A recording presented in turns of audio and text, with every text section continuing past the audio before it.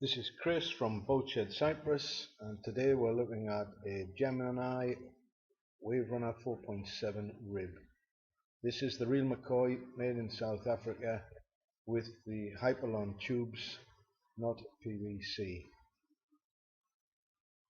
It's a great little boat, easy to get in the water, easy to get out again, very easy to handle, manoeuvre, good for diving, good for fishing. You could probably even ski on the back of this one. Comes with a 50 horsepower engine, which is very economical.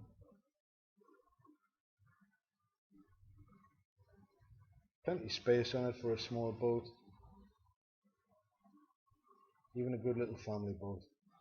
It's in very good condition and it has been well looked after. It has a full cover and a bimini. All the life jackets etc. there.